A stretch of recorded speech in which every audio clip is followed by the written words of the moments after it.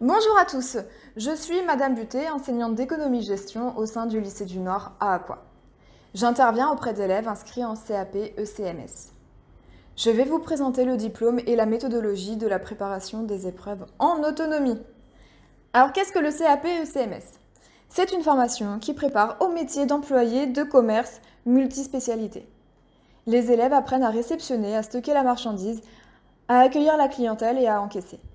Cette formation a pour but de faciliter le sens de la relation, la capacité d'écoute, le sourire, la serviabilité, la disponibilité, le goût de l'action et l'adaptabilité à des situations diverses.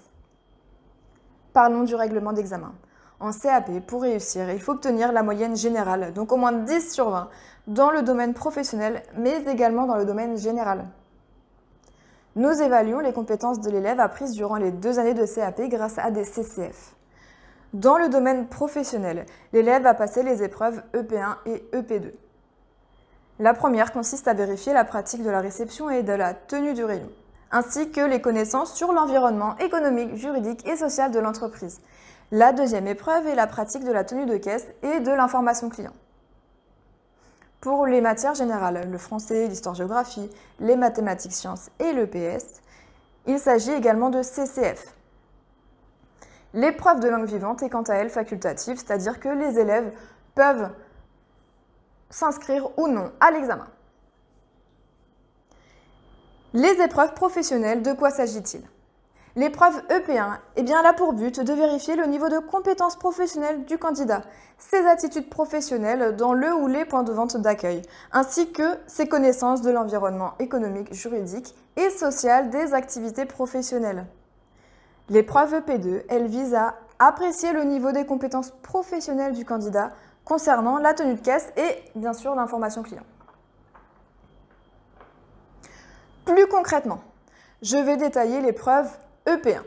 Alors le candidat doit élaborer au cours de sa formation un dossier professionnel en lien avec les activités réalisées durant les stages en entreprise.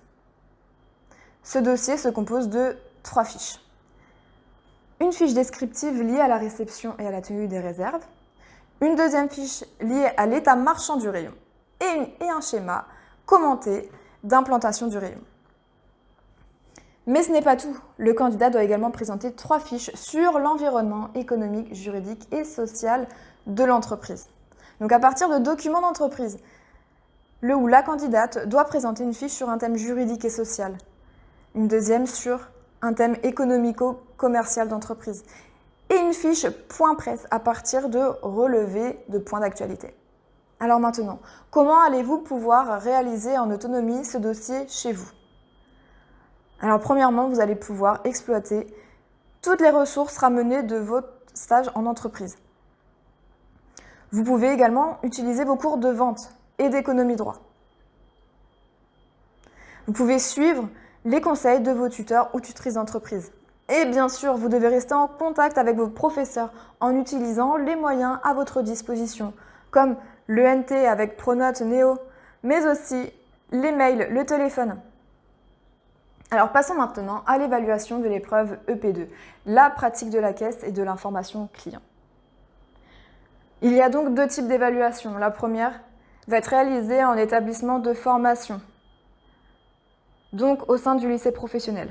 Le candidat est mis en situation au poste-caisse et doit gérer une difficulté au cours de son activité, comme par exemple un problème de lecture de code barre, une absence de produit dans un lot ou un problème de prix.